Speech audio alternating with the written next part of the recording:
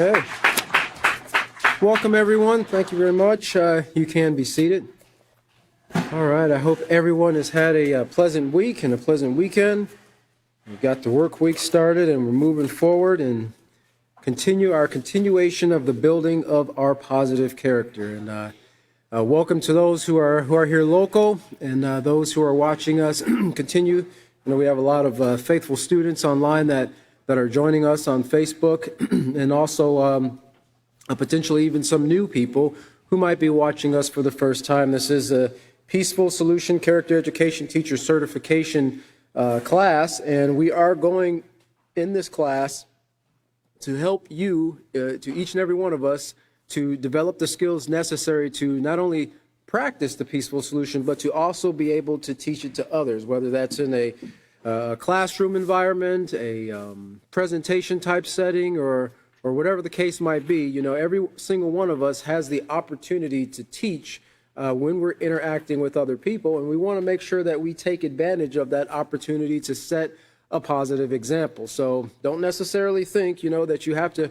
be in a classroom setting to be an example of peace, to be a teacher of peace. You can look at every single opportunity or circumstance or environment that you are in as a way to do that. So in case you're just joining us, we're continuing in the respect unit, and this is unit number 4 of the intermediate series, and we are in chapter 2, and we covered chapter 1, which is respect, or the value of respect, which in that chapter, as they all do, they lay the foundation of what the prime goal of the book is. In this case, it is respect. So understanding the value of respect, what respect is, how we display it to ourselves. These are some of the things that we're going to be covering in this unit here. How we can show it to others, how we can develop a respectful reputation, how we respond to disrespect, respect for the environment, and so forth. So there's a lot in here when it comes to respect, but again, it would be difficult to fully understand or grasp this concept if we had not have laid the groundwork with the first 3 units. And that's why, as we teach and it's given in the preface and the introduction of every unit, to make sure that these lessons are done in order, okay? Because if you miss something, then your students are actually going to be lacking. They're going to be lacking a very essential key to the puzzle to help them to fully build a positive character. And all these concepts that we're going over, the character traits and how to apply them, the thought patterns and the things that we need to look out for, you know, they all work, like David said, you know, they work synergistically together, right? It's like it's kind of like gears that have to intertwine and cog and mesh with each other. They have to be perfectly aligned. And if you have just, you know, like one gear missing, then you're going to be jumping. I don't know if you've ever ridden a bike before and you have a little tooth or something on your sprocket or your gear missing. You know, your chain jumps. You know, your pedals jump when you're riding down the road, especially when you're giving it that torque, you know, and taking off or merging into traffic or something like that. You know, it can put you in a bad situation if you just have one thing missing. Well, it's the same thing with these concepts that we're presenting in here. We have to go, and this is why we go back, right? This is why we continuously go back and rehearse and bring things back up to the surface and then tie them into the current lesson, because we don't want any of those cogs or gears or sprockets or whatever to be missing in the minds of our students as we move forward, because they all help everything to tie together. Like I always mention, you know, the building blocks to developing a positive character. Well, you take the one block out of the bottom, you make the whole set unstable. And all it would take is some minor infraction to cause the whole thing to stumble. But when you've got a strong foundation, then you can handle a lot more pressure. And we guarantee you, you know, as teachers, excuse me, as teachers, and this is something that you don't want to scare your students, but you want to be realistic. You want to be realistic in them understanding that the more we learn about this, the development of a positive character, the more we're going to see and recognize negative character traits, immorality in society around us, in our peers, possibly even in our friends or associates, or maybe even in family members who have not been learning the peaceful solution. But at the same time, it's also going to cause us to some degree, stick out kind of like sore thumbs, because we are taking the road less traveled, right? We are not following the crowd in the decisions that we make and how we interact and behave and so forth on a daily basis. No, we're, for lack of better words, we're taking a higher road, right? A more morally high road or ethical road as we interact with each other, because at the end of the day, we not only affect ourselves in the decisions that we make, but we affect those who we interact with. Excuse me, I got a little tickle in my throat. So just keep these things in mind as we move forward, because we're going to be picking up. We're just kind of at the beginning part here of this chapter 2. And we're talking about thoughts. But before we get into that, I just want to go back a little bit here and just kind of summarize a little bit of what we've covered up to this point, because this chapter here is dealing with respect for ourselves, right? It's entitled Respect for Myself, because as we read it, we're reading it to ourselves, but as teachers, we're teaching it not only to our students, but as we teach, we're learning as well. Okay, so this is talking about respect for ourselves and how we can understand. Now, we went over chapter 1 and we understand what respect is, right? We understand how respect can be shown, and it's not enough just to understand that respect has to be shown to people and their possessions, but it's important as well for us to understand that, hey, as individuals, we need to show ourselves respect as well, right? As the golden rule goes, treat others the way you want to be treated. Well, if you don't have much respect for yourself, you're probably not going to have that much respect for other people, okay? And then sometimes you have people who allow themselves to be taken advantage of, right? They might have very positive character traits, like they're kind and they're patient and so forth, but they allow themselves because they want to fit in, they want to be accepted, they want to have friends, they don't want to be the last person standing on the sideline or whatever. They'll allow themselves to be influenced to make poor choices, right? And whether they realize that or not, that's a lack of respect for themselves, to allow yourself to be influenced to make poor choices just to be accepted, just to have a quote unquote friend, right? A true friend would never encourage you to do anything that would bring harm to yourself, or that would be basically in the category of immorality. But sometimes people take advantage of that, right? They see that people have a desire to be accepted. They see that people have a desire to fit in, and they'll kind of use that to manipulate that person to do what they want them to do. Well, if you want to be a part of our group, or if you want to be my friend, then you'll do this, then you'll do that. As we read in one of the examples, they tried to encourage the young lady to watch out for him while she stole some things from the store, right? Because they knew that she wanted to be a part of that friend group. They knew that, and they took advantage of her in that regard. So respect for ourselves is very important. Like David covered last time, this does not mean, that a person's conceited, right? Now, some people are conceited. They actually are very conceited, and they think more highly of themselves than they ought to, but they don't even realize that in that regards, they're even lacking the positive character trait of humility, okay? There's nothing wrong with wanting the best for yourself, wanting to become the best version of yourself, as they say, or wanting to learn as much as you can, or even wanting to be the best in your class, the best at what you strive to do, and a lot of people have that mindset. A lot of students have that mindset.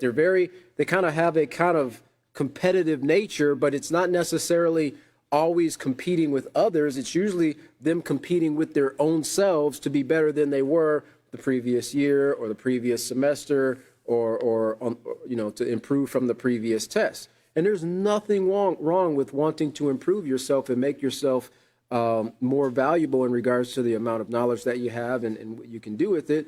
But again, if you don't couple those things with these positive character traits, all that great knowledge and all that great value can actually lead a person to making poor choices, to lead a person to bringing harm to themselves and others, because you have to have those checks and balances in place. And having these positive character, moral character, firmly rooted within a person's heart, it gives them that direction on how to use the knowledge that they've obtained in a way that brings benefit and not harm. So that's why we've got to take this big ball, so to speak, and include it in every, it might seem a little bit daunting at times, but the more we study and we practice these things, we can include these concepts, these traits, these lessons into every decision that we make. And of course, everybody here, most of us here, in working and doing things over a long period of time, and I've mentioned it before, it might seem like a lot of different steps, right? And I use the example of learning how to drive a car. You have to have keys. Well, nowadays you don't really have to have keys, but generally speaking, you have to have a key. You have to know where to put the key. You have to know how to turn the vehicle on. You have to check your mirrors and adjust them to make sure they're properly. If it wasn't the vehicle that you were driving, adjust your steering wheel, your seat, and then you have to, there's a lot of different steps before you even get on the road. Well, it seems like a lot at first, but the more you learn it, the more you practice it, everything just becomes second nature. You're talking on your Bluetooth and you're putting your things in there, throwing it in the back, and the next thing you know, you're throwing it in reverse, and off you go down the road, right? And you don't even know how you got from point A to point B, because you're, it's such a pattern that you don't even really have to think about it. Consciously, you don't really have to think about it, and that's when your subconscious mind starts taking the cues and the continual placement of certain habitual thought patterns over and over and over and over again, and they make it a part of you. Well, it's the same with practicing these positive character traits, right? It becomes our first nature instead of our second nature. It becomes the very thing through which we make our decisions on, right? The very thing through which we examine an influence that's coming towards us, or words that might be said to us, or a situation that we might be faced with. We're going to stop and think about, well, what is the best steps? What are the best steps for me to take in order to bring about a peaceful solution in this situation? If that's our goal in everything and we stick to it, we'll be successful. But in this chapter here, just to kind of give a little brief summary, we're talking about respect for myself, which is the title of the chapter.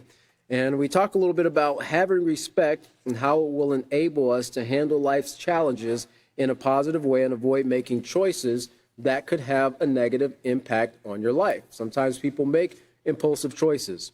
They don't think about things. They don't think things through and think of the consequences that could come about because they make a decision, sometimes not even having the facts, right?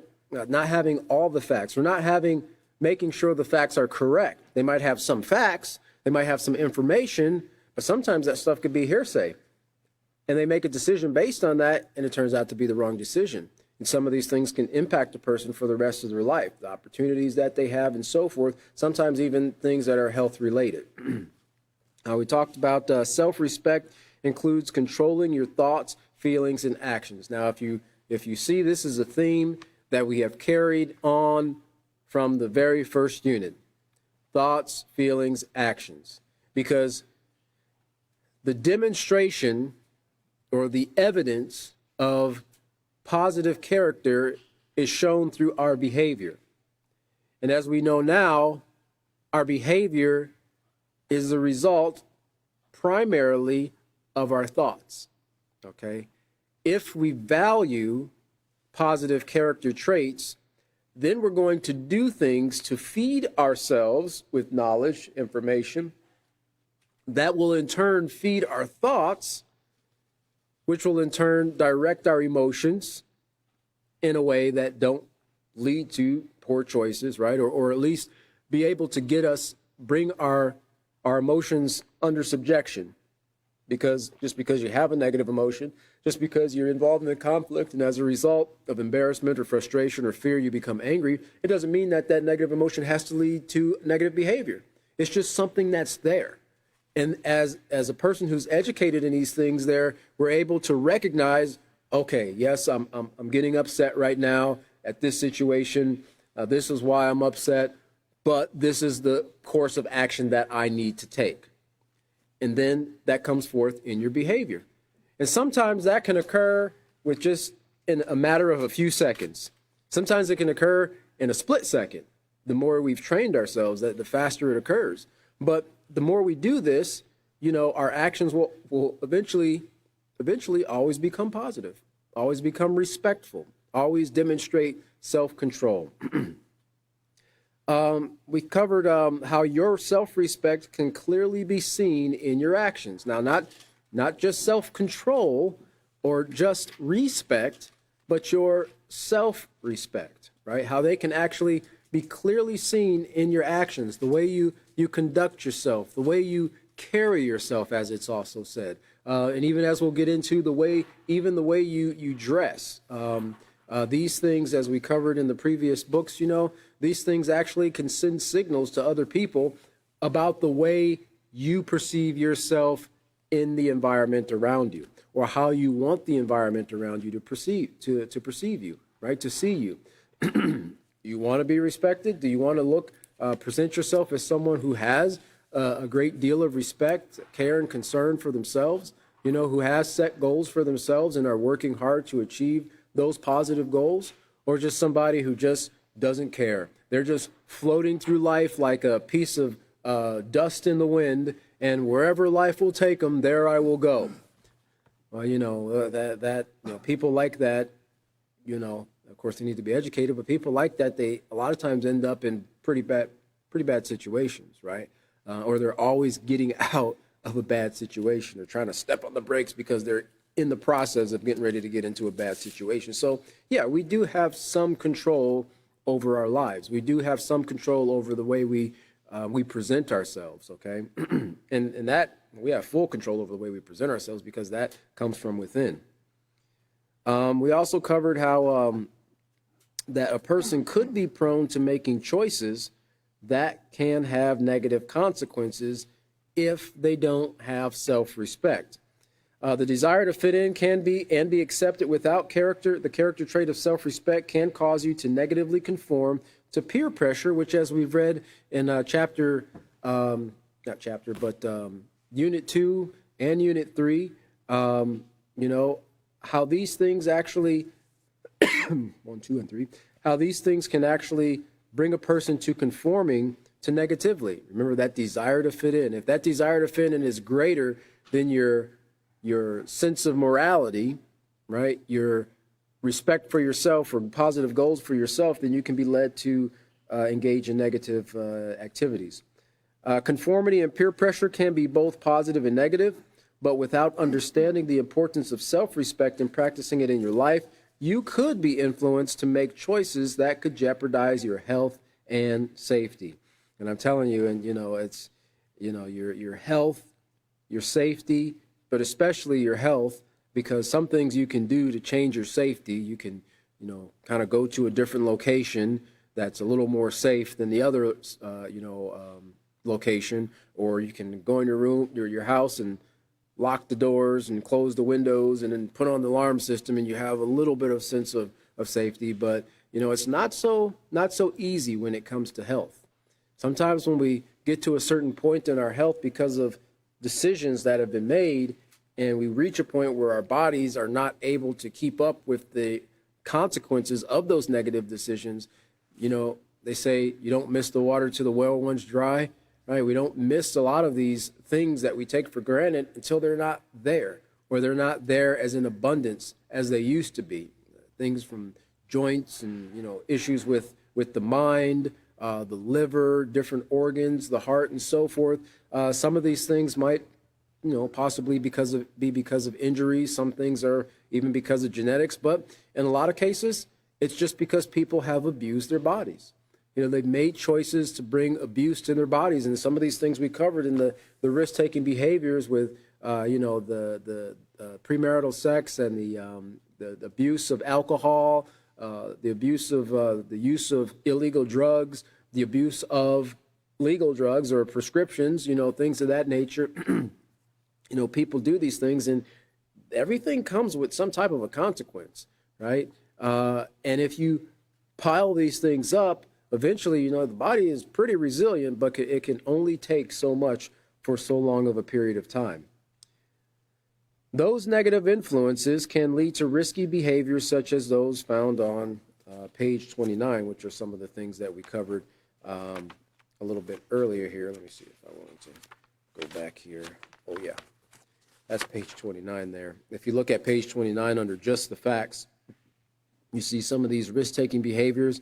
They include alcohol or the abusing of alcohol, the use of marijuana, ecstasy, which is an amphetamine,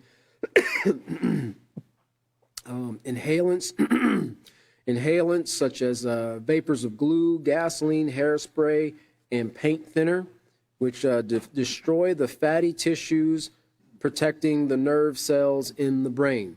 And it's interesting because I was watching some information on the brain and the nerve cells and the neurons and so forth, and we won't look at that today, but a lot of the neuroscientists are finding, in these latter studies, and it's not new like in the last year or so, it's been known for a while, that our brains they're plastic, right?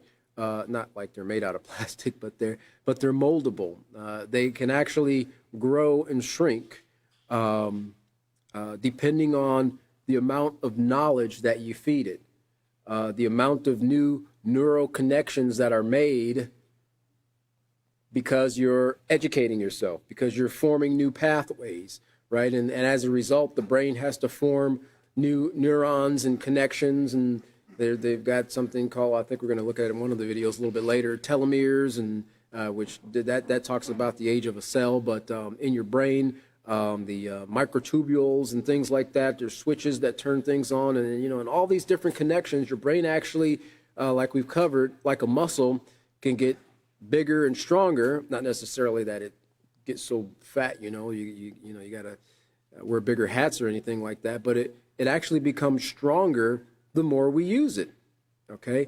And that's the thing that's pretty fearful now, because we have so many devices in society right now that our brains are becoming less and less necessary. And so people have, the world is almost becoming completely automated.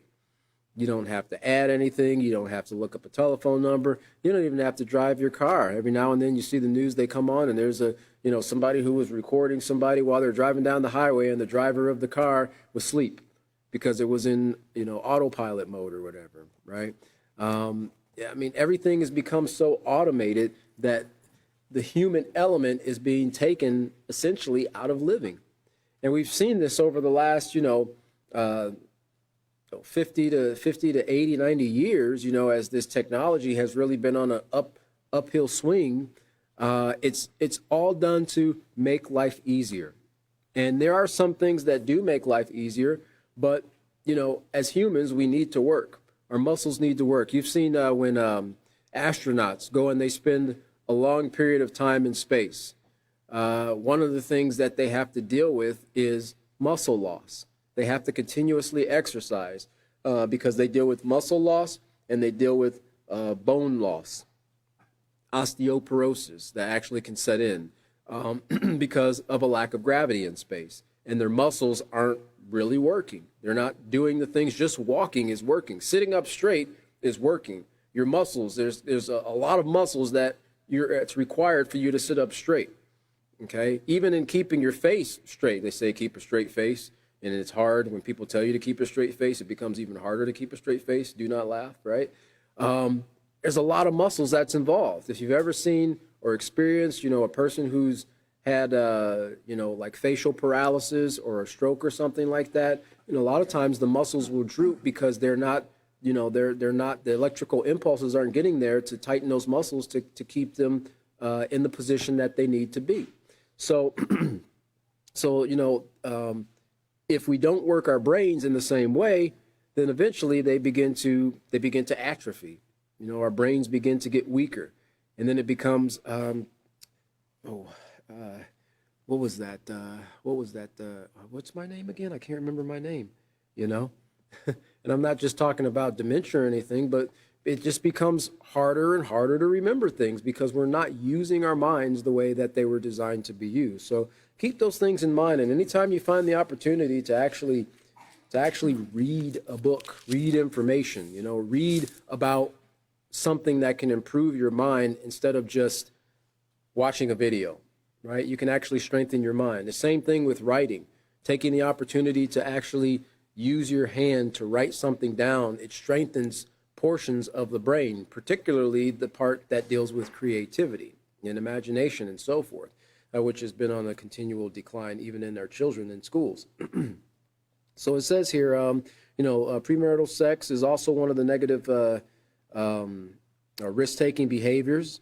And lastly, it shows here how under Did You Know, it says, did you know that you could acquire sexually transmitted diseases or STDs by having sex just one time with someone who is infected? People with an STD still look healthy and normal, but, or not but, you wouldn't know whether the person was infected until you became infected. By that time, it will be too late. Some of these diseases can cause health problems for the rest of your life. And so that's some of those choices that we make that can actually jeopardize our health and safety. We talked a little bit about being afraid of negative peer pressure. There's no reason to avoid, of course, that's no reason to avoid making friends. We just have to educate ourselves on what a real friend is as opposed to just, picking somebody as a friend.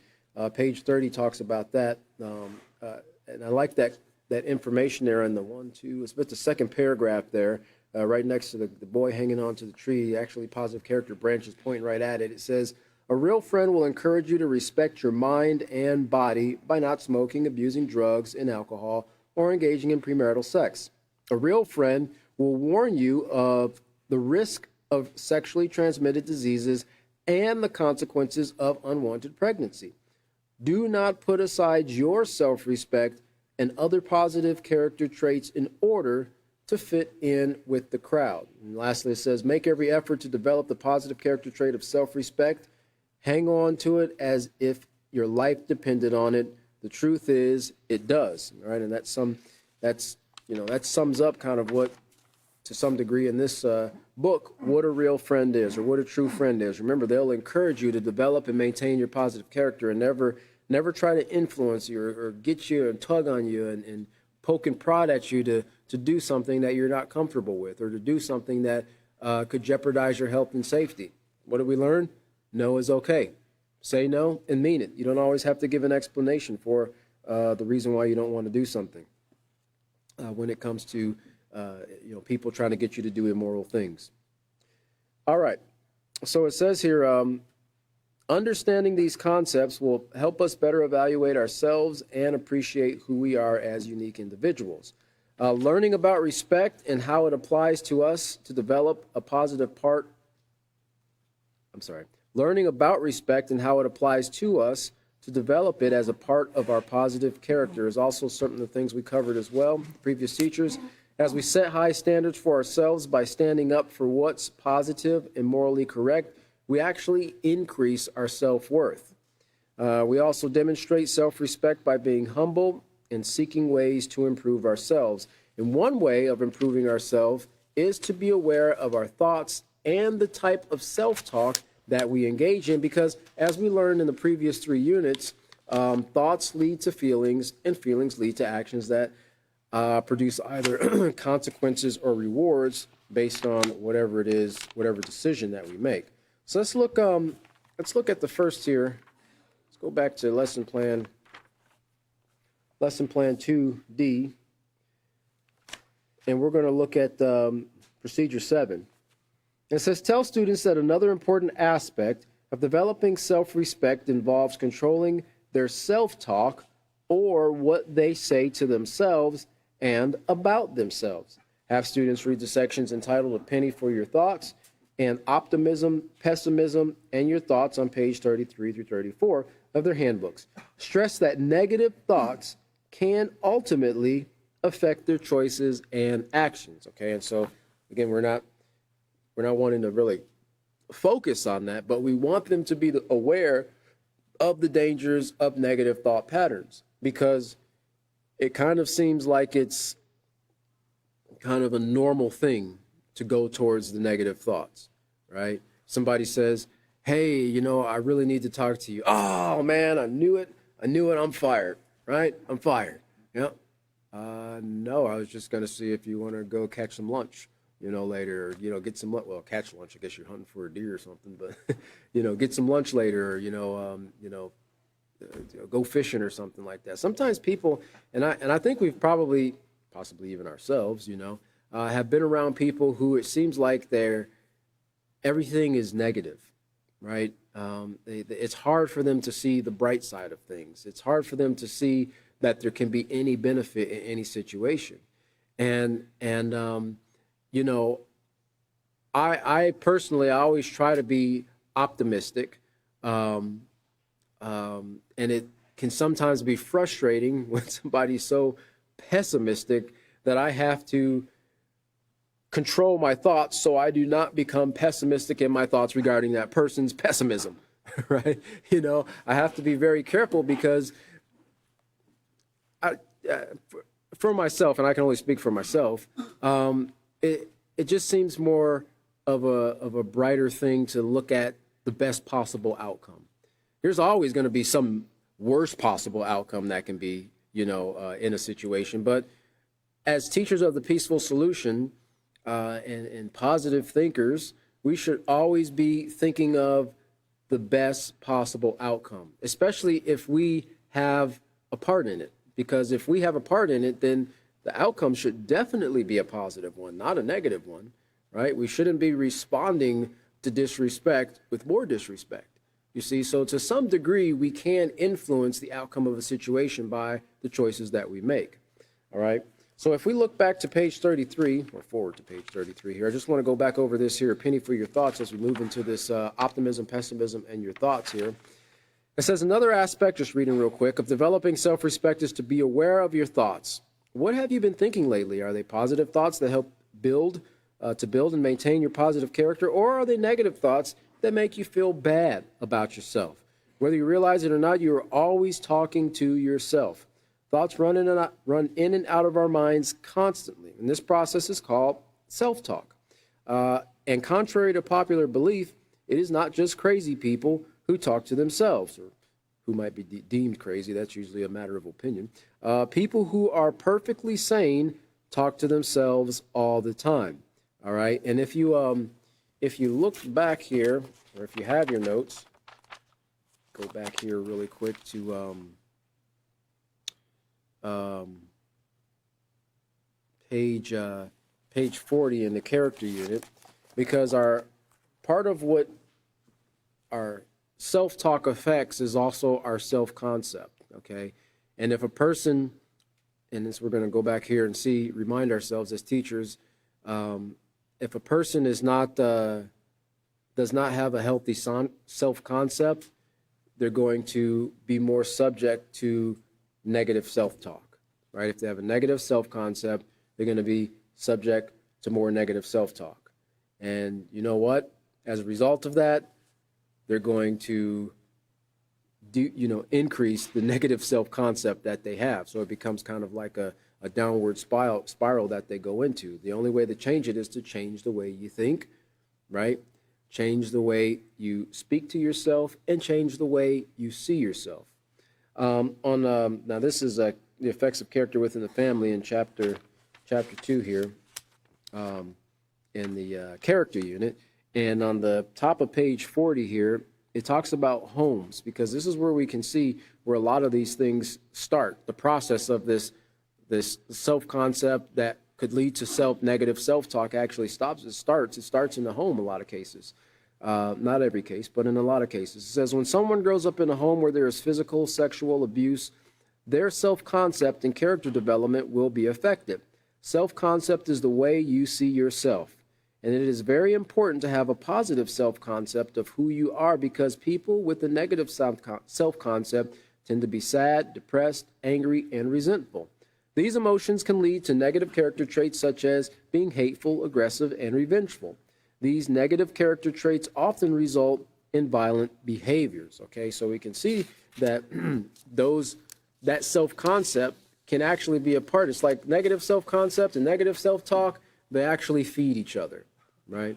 And as teachers, it helps us to be able to kind of read our students. We might not have every detail about their lives, but to some degree, we can, understanding the behavior, we can kind of narrow down some of the causes, right? Like I said, you're not going to know everything, and your job is not to be a psychologist, but we understand that certain things, certain experiences, teachings, and so forth, influences lead to certain behaviors.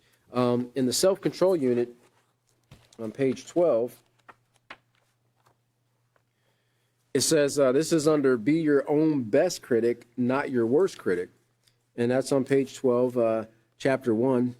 It says, have you ever heard the saying, you're your own worst critic? Well, most of us are, and we can really put ourselves down, especially when we act in a way that is disappointing. Although it is okay to be disappointed with our actions, when we know we could have made better choices, it is not okay to continually belittle our worth as human beings. If you become disappointed with yourself, well, examine the thoughts and the feelings that led you to act in a certain way. How do you examine the thoughts and the feelings? What do you weigh them out with? What do you compare them with? Well, we have to go back and be educated. You know, the person has to go back and have the tools and the resources. It's like, does this weigh a pound or does this weigh 2 pounds?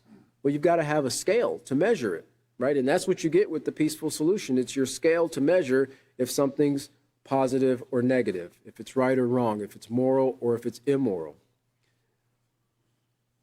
Focus on those things, or then focus your thoughts on what you need to change in order to make better choices. Don't just sit there and wallow in it, you know, and wallow in the mire, so to speak.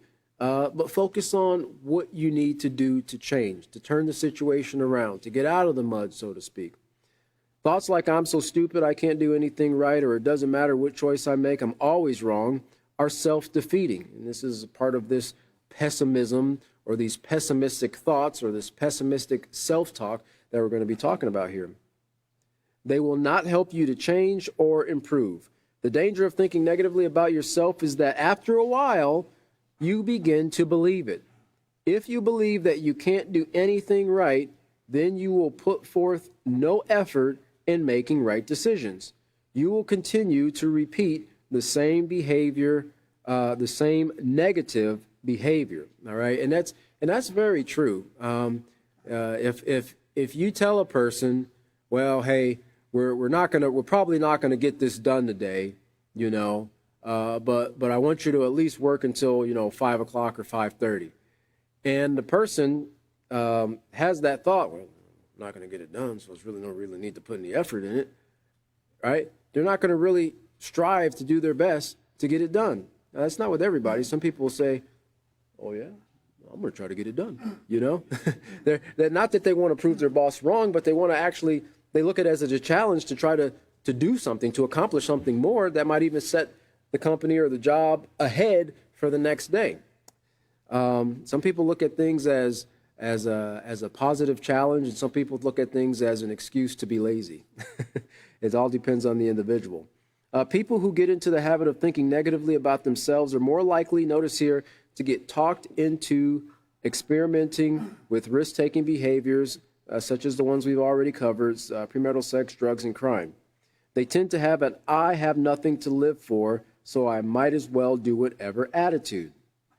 And so, lastly, it says, self-control is learning to control the way you think about yourself. By examining or critiquing your behavior for the purpose of improving yourself, you are practicing self-control. On the other hand, when you persist, now notice this is a persistent or a continued pattern of thinking, and thinking about yourself in a negative way, and make no attempt to change your behavior, you are not practicing self-control. And that can go with a lot of different things. It's like the person who makes the, as Chris mentioned, people make these goals. They set these goals at the beginning of the year, and they say, yeah, I'm gonna lose 20 pounds, lose 20 pounds by the summertime, so I can, fit into my whatever, And they talk about it. Yeah, man, hey, I'm gonna lose 20 pounds. I'm gonna get me one of those workout sets, and I'm gonna start working. How's that coming? Yeah, I'm getting ready to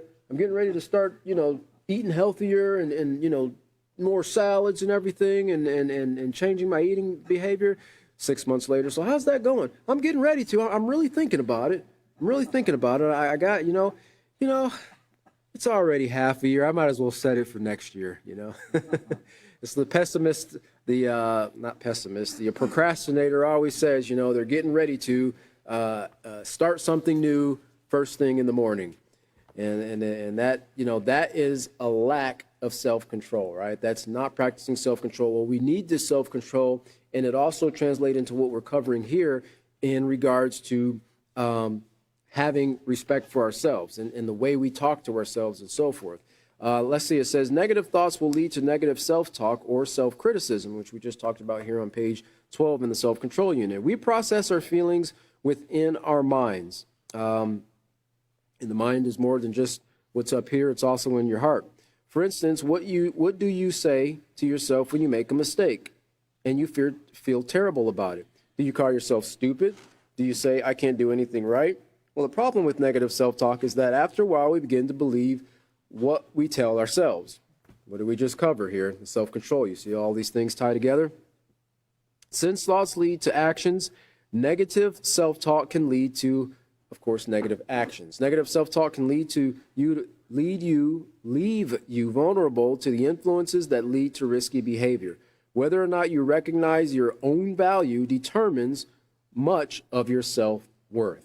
All right, so let's look over to page 34 there, because we and what David covered in the previous class and understanding about our thoughts, we're getting into optimism, pessimism, and your thoughts here.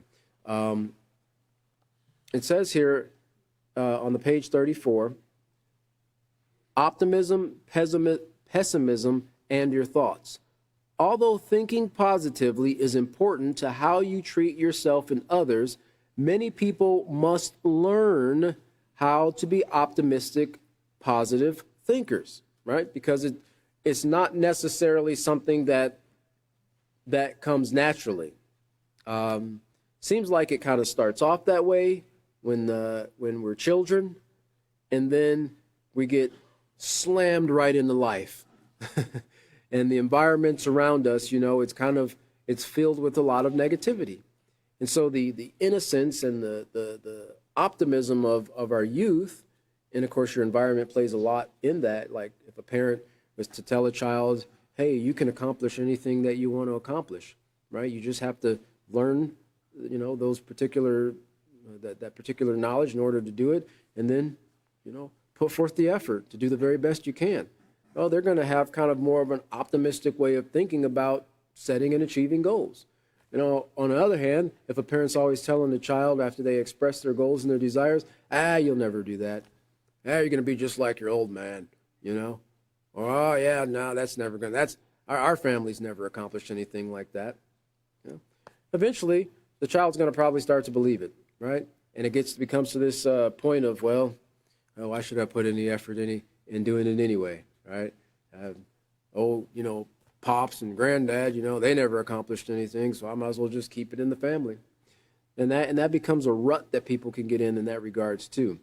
This word optimism here, if you look up the etymology of the word optimism, it simply means to work or to produce in abundance, and that's the root word op of the optimism, to work or to produce in abundance. And you've probably seen that in like copies or cooperation and so forth, or operate, right?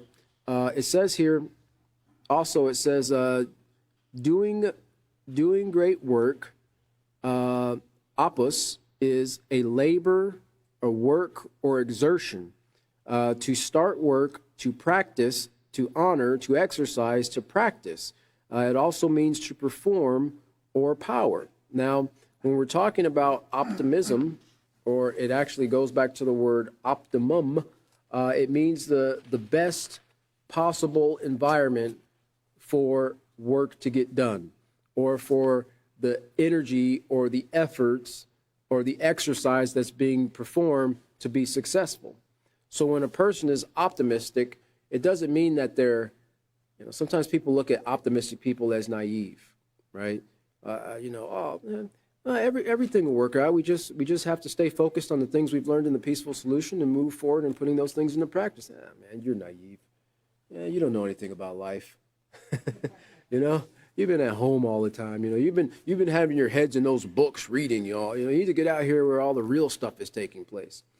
Well, naivety is showing a lack of experience, wisdom, or judgment. Well, it's interesting because as we learn the peaceful solution, it actually makes us better judges. It actually makes us better able to weigh out decisions and make sound moral decisions.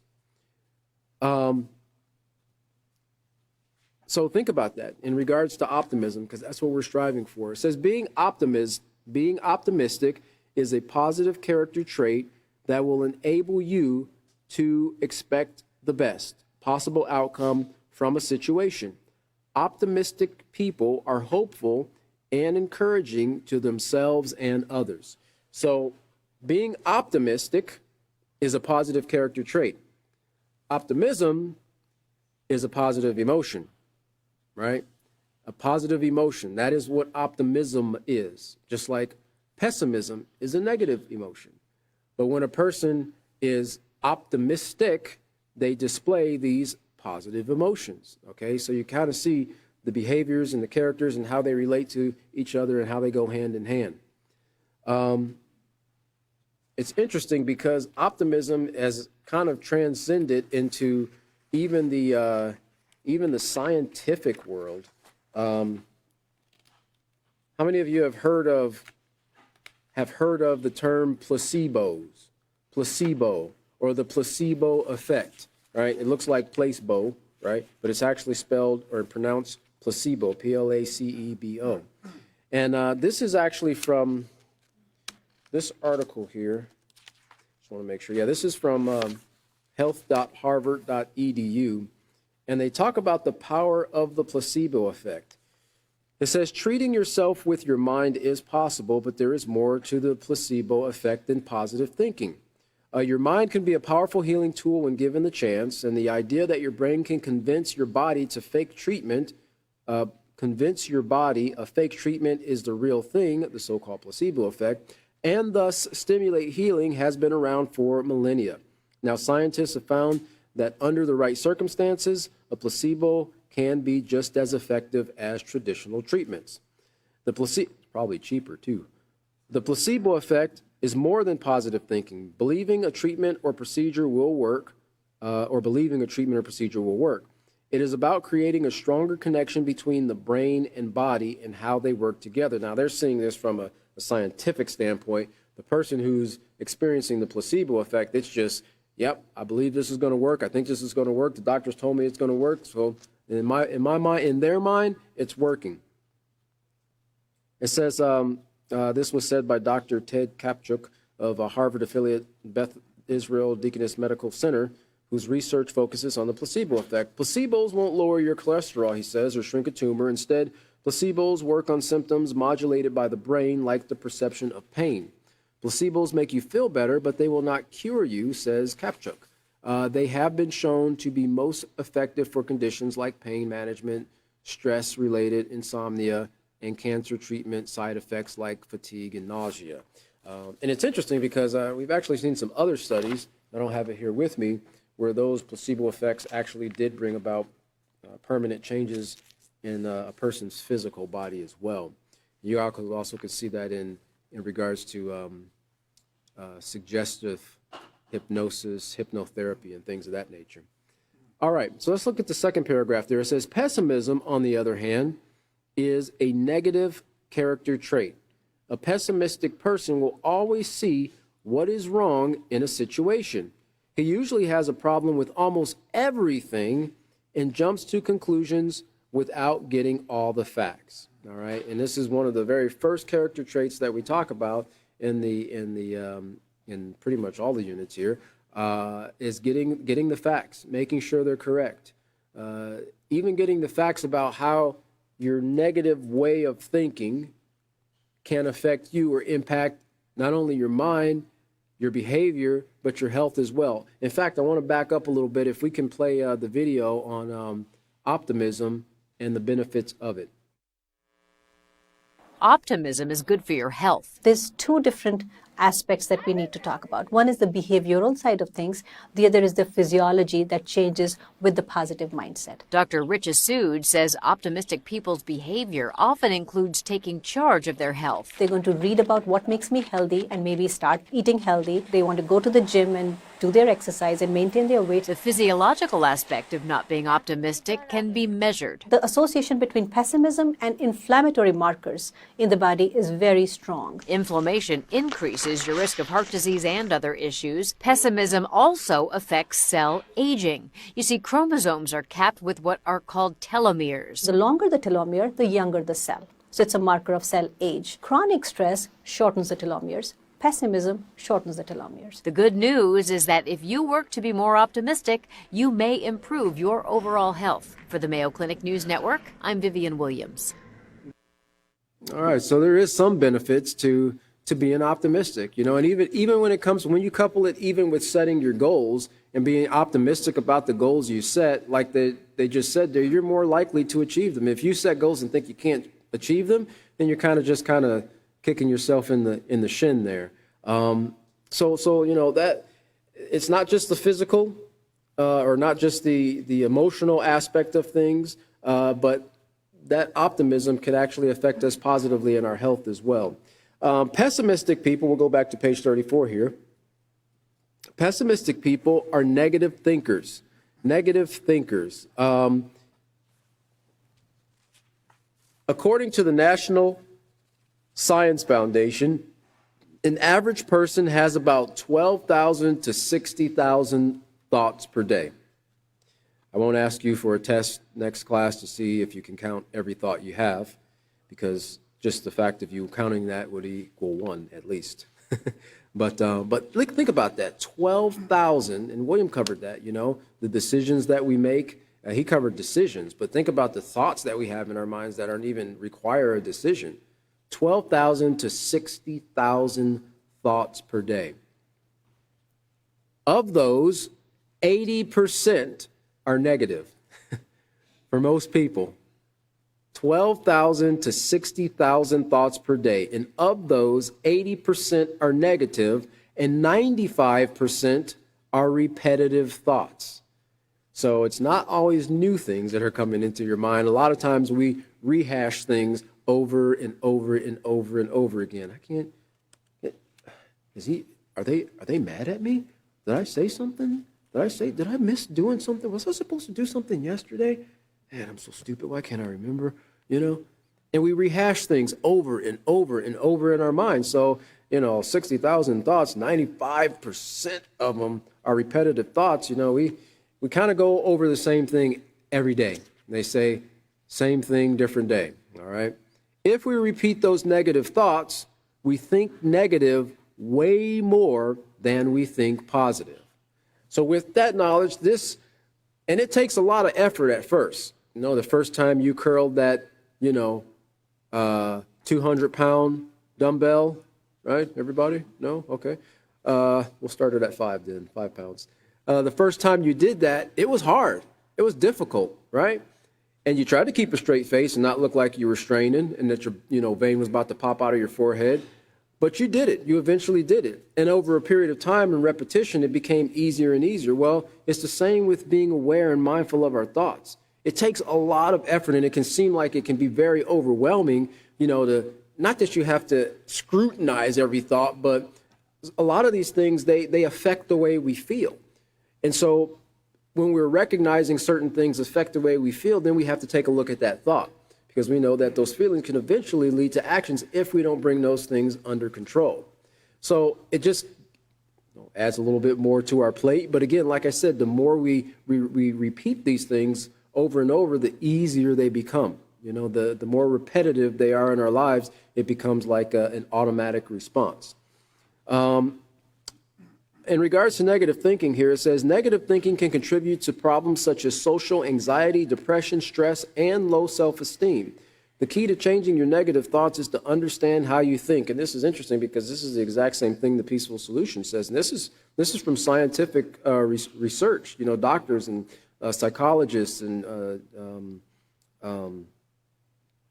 psychiatrists, right? Psychologists and psychiatrists.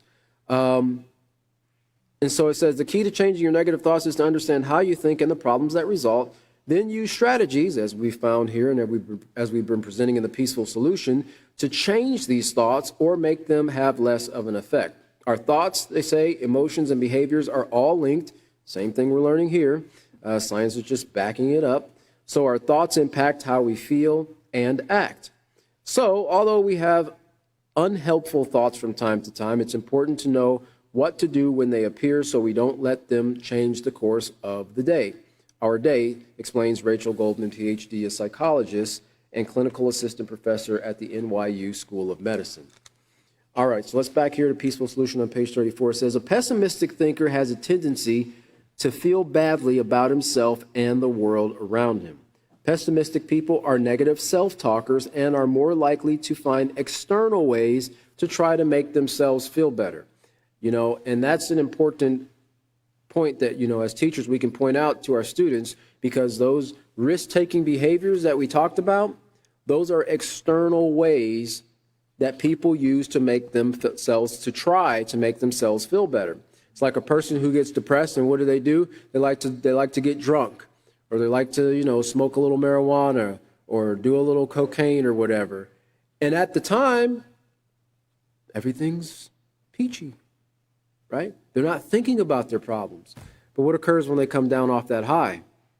Problems are still there. Now they're probably even worse because your alarm's blaring and you're about 2 hours late for work. And now you're going to be risking getting fired. You can't pay your bills. You're kicked out of your house. They repo your car. You know, so you see how these things can continue to spiral downward when we allow ourselves, just by not governing and being mindful and controlling our thoughts, which leads to our feelings, which leads to our actions, can put us in a worse situation than we were to begin with. Often these ways are negative and, you guessed it, risky. When interviewed, many people who have had drug and alcohol addictions reported feeling as if they had no reason to be thankful. They hated themselves and they could find no joy in the world around them. And as a result, they turned to illegal drugs, alcohol abuse, and premarital illegal sex as a way to solve their problems. Because deep down, they wanted a relief. Deep down, they were searching for peace, but they didn't know where to find it. So they went to where society taught them to find those things: drugs, alcohol, illegal sex, and so forth. At the very bottom there, it says, warning, warning, warning. Doing something that is morally wrong will never make you feel better about yourself or solve your problems. Negative thinking and negative self-talk lead to negative choices, and negative choices can destroy your life. Remember what we covered in the character unit on accentuating the positive. Don't accentuate the negative. The negative's there. The problems are there. There's always going to be problems in life. But first we have to recognize what the problem is. Yes, we do. We can't ignore it and hope that it goes away. Oh, that's a $200 bill. Well, I don't want to focus on that. I want to focus on the positive. The bill don't go away by you ignoring it, right? You acknowledge that it's there, and then you do what you need to do to work to eliminate it, right, or prevent it from occurring later on. Same thing with these negative thoughts or the problems that arise in our lives. We acknowledge that they're there, and then we have to take a look and say, well, what caused this? You know, what decisions did I make? What environment was I in, or whatever, that caused this to come about? Now, what are the steps that I need to take to fix it, get out of the situation, and to prevent it from occurring in the future? And that's what we have the ability to do with this thing up here called our mind, our brain. And if we use it to our advantage, to be a benefit to ourselves and others, we are also demonstrating what we're covering in this unit, which is self-respect.